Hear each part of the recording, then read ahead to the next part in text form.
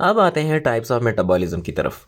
तो देखिए मेटाबॉलिज्म को हमने दो कैटेगरी में क्लासिफाइड किया है, एक है कैटाबॉलिज्म, दूसरा है एनाबॉलिज्म। फर्स्ट आते हैं कैटाबॉलिज्म की तरफ। कैटाबॉलिज्म को हम कैटाबॉलिक रिएक्शन भी कह सकते हैं। दोज केमिकल रिएक्शन या those chemical processes in which large and complex molecules are degraded into small and simple molecules. Such chemical process is called catabolism.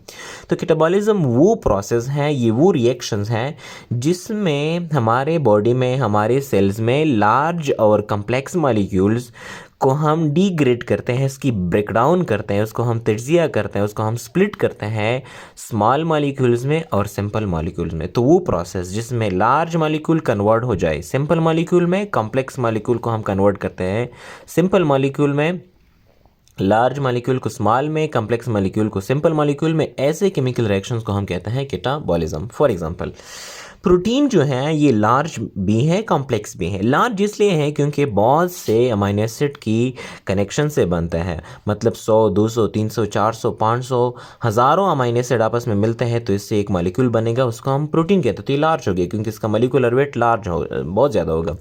Complex भी है क्योंकि बहुत से अमीनो एसिड से बना है तो उसका जो साइज़ है वो कॉम्प्लेक्स होगा।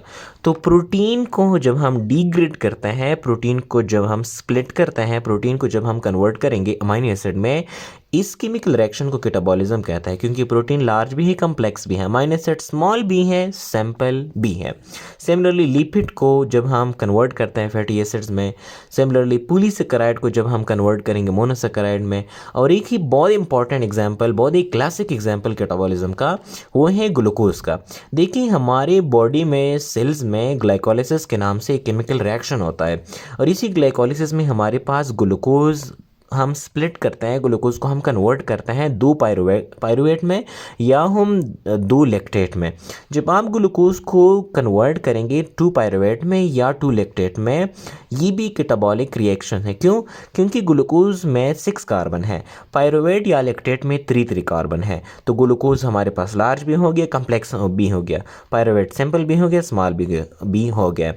और इसी ग्लूकोज से और इसी ग्लाइकोलिसिस की वजह से हमारे बॉडी में एटीपी एनर्जी जनरेट हो जाएगी।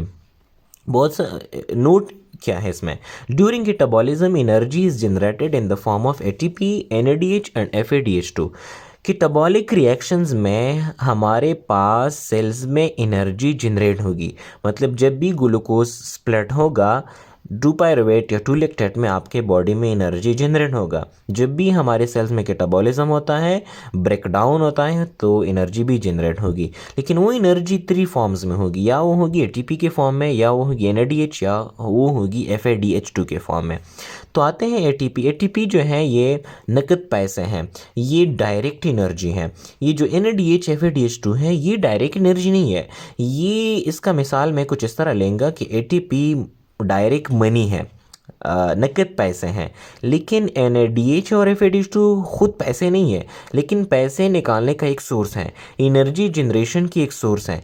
एनएडीएच और एफएडीएच2 को आप कैश कार्ड कह सकते हैं। जब आपको पैसे की ज़रूरत हो तो आपको या कैश कार्ड मिलेंगे या पैसे मिलेंगे। पैसे डायरेक्ट हैं और ये जो कैश कार्ड है ये तो खुद पैसे नहीं है, लेकिन इसके लिए आपको बैंक जाना पड़ेगा और फिर आपको पैसे मिलेंगे। सिमिलरली एनएडीएच एंड एफएडीएच2 भी कैटाबॉलिज्म में जनरेट होंगे।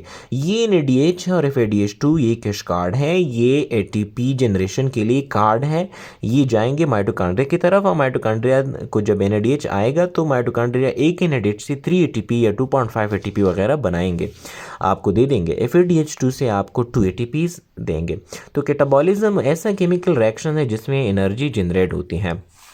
आते हैं दूसरी साइड की तरफ, एनाबॉलिज्म।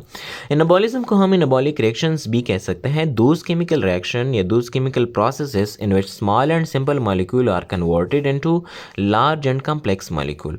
वो केमिकल रिएक्शंस, वो केमिकल प्रोसेसेस जिसमें स्मॉल और सिंपल मॉलिक्यूल को हम कन्वर्ट करते हैं लार्ज और कॉम्प्लेक्स मॉलिक्यूल में। फॉर एग्जाम्पल अमीनो एसिड, ये स्मॉल और सिंपल है, इसको जब हम एक दूसरे के साथ कनेक्ट करते हैं पेप्टाइड बॉन्ड के ज़रिए, तो इसको अमीनो एसिड को हम कन्वर्ट कर सकते हैं प्रोटीन में, फैटी एसिड को हम कन्वर्ट कर सकते हैं लिपिड में, ग्लूकोज को हम कन्वर्ट कर सकते हैं ग्लाइकोजन में।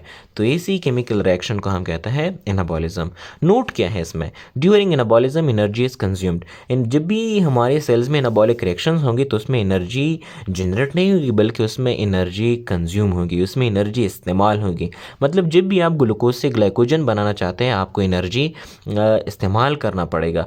जब भी फैटी एसिड को लिपिड में, अमीनो एसिड को प्रोटीन में, तो एनाबॉलिज्म में एनर्जी कंज्यूम हो जाती है। इसके बेस्ट एग्जांपल है फोटोसिंथेसिस। देखिए फोटोसिंथेसिस एक केमिकल प्रोसेस है जो प्लांट में, लीव्स में होता है।